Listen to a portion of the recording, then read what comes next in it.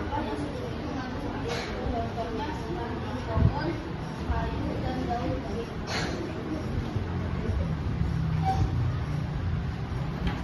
D. Manfaat sampah organik dan anorganik. Manfaat sampah organik. Sampah organik itu merupakan pupuk organik untuk tanah, dapat dijual untuk biogas dan listrik. Manfaat sampah anorganik dengan cara membuat kerajinan sampah dari sampah plastik, contohnya membuat tas atau meja. Pengelolaan sampah.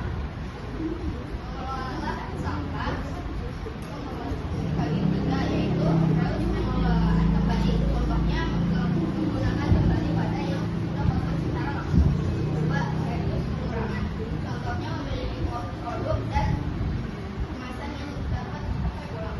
Tiga, daur ulang, contohnya pemanfaatan kembali sampah dengan beberapa tahapan, mengolah sampah plastik menjadi keranjang, mengolah sampah organik untuk kompos.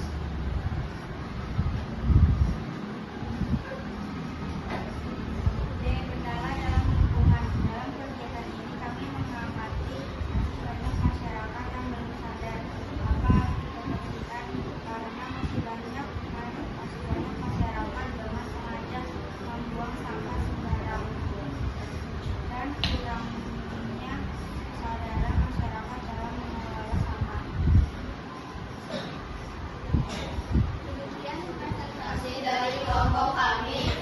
Terima kasih. Wassalamualaikum warahmatullahi wabarakatuh. Warahmatullahi wabarakatuh. Waalaikumsalam warahmatullahi wabarakatuh. Presentasi tentang pengelolaan sampah. Anggota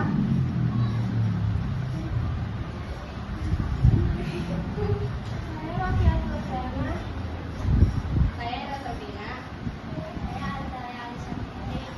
Saya Raja Mustafa. Saya Mustafa. Pendahuluan.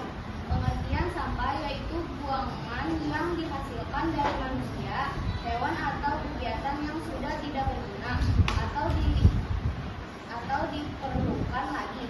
Sampah dapat berupa zat organik maupun anorganik, baik yang dapat terurai maupun tidak. Pelaksanaan kegiatan pemilihan memisahkan sampah berdasarkan jenis, jumlah, dan sifatnya. Sampah dapat dipisahkan menjadi sampah organik dan non-organik. Pengenalan sampah. Pengelolaan sampah adalah kegiatan yang sistematis, menyeluruh, dan berkesinambungan. Kegiatan pengelolaan sampah meliputi pengurangan dan penanganan sampah.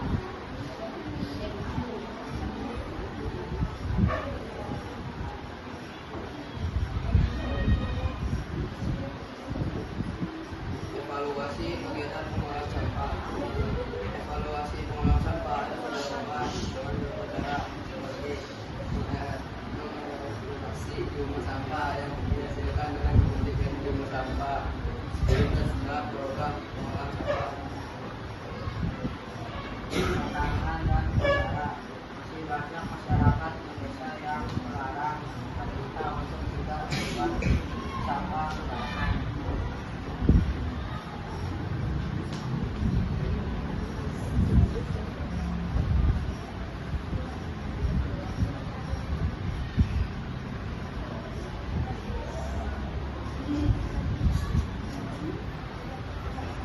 Umur kakek sudah menua, namun tetap mencari kekasih. Semoga bermanfaat untuk semua. Saya undur. Terima kasih. Warahmatullahi wabarakatuh.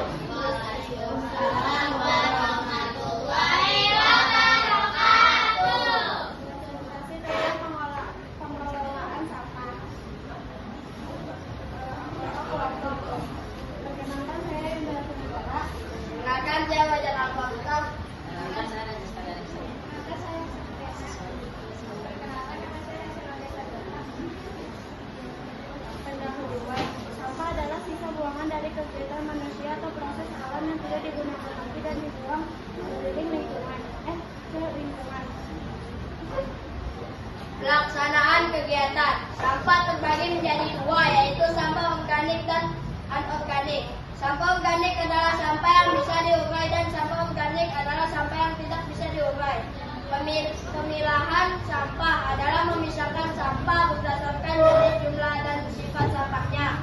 Dapat dipisahkan menjadi sampah organik dan anorganik. Mengenal sampah. Sampah organik adalah sampah yang berasal dari sisa makhluk hidup yang mudah terurai. Contoh sampah organik, sisa buangan buah dan sayur, ampas es, atau kombi ratusan tumbuhan.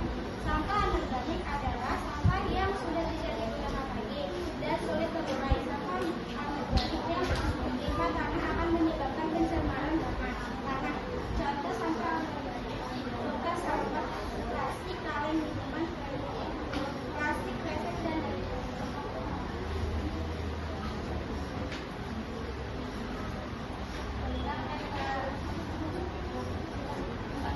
Tantangan dan kendala. Kurangnya kesadaran masyarakat tentang pentingnya pengelolaan sampah masih rendah. Pantun tutup.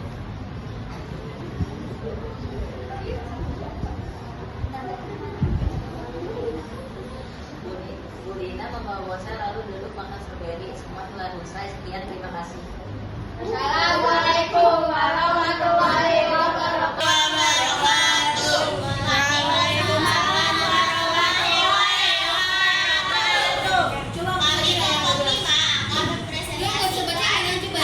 Diskusi tentang sampah.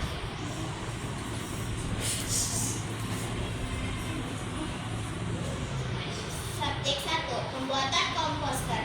Ember tumpuk yaitu alat yang digunakan untuk pemprosesan pupuk yang dibuat dengan menyatukan dua buah ember yang disusun berikat. Ember bagian bawah disiapkan dengan dipasang peran dispenser. Posisi samping di bawah ember sekitar 5 cm di atas dasar. Fungsi ember bagian bawah sebagai penampungan pupuk cair. Ember atas disiapkan dengan membuat lubang-lubang kecil sebanyak mungkin.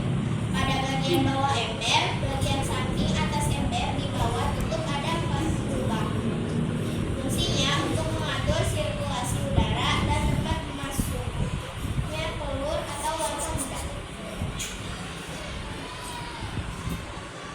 Subjek 2. Tempatkan komposter pada tempat yang tepat di kebun atau halaman dan terjangkau dari sinar matahari agar memungkinkan terjadinya proses composting suhu tinggi.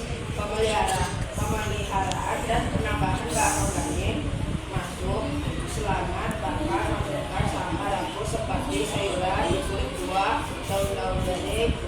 Jangan masukkan bahan anorganik atau plastik, gelas, logam. Kemudian campurkan cairan kimia NH untuk proses fermentasi agar cepat terurai. Komposter dijaga agar tidak menjadi sarang hama. Subjek 2. Pemandian hasil buah. Komposter dapat dipanen untuk kurang lebih sekitar hasil buah. Komposter menghasilkan dua jenis pupuk, yaitu pupuk cair dan pupuk organik. Pupuk kompos tersebut dapat digunakan untuk meningkatkan kesuburan tanah dan membantu meluruskan tanaman.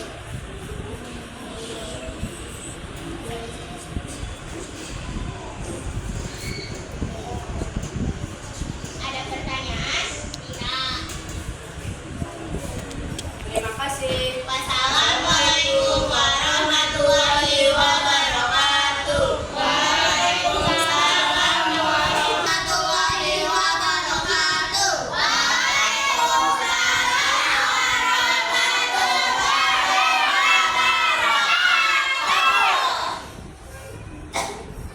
Kami dari kelompok 1 akan mempresentasikan tema kami yang berjudul pengelolaan sampah. Perkenalkan nama saya Muhammad Haki. Perkenalkan nama saya Munawara. Perkenalkan nama saya Nazila. Perkenalkan nama saya Undang-undang masalah sampah. berdampak menjadi isu yang semakin kompleks dan membesar di era modern ini. Pertumbuhan penduduk yang pesat, industrialisasi dan gaya hidup konsumtif telah mengakibatkan peningkatan produksi sampah secara mencemari lingkungan, tetapi juga berdampak negatif terhadap kesehatan masyarakat. Laporan ini bertujuan untuk menganalisis permasalahan serta merumuskan rekomendasi kebijakan dan program yang efektif untuk mengatasi masalah tersebut.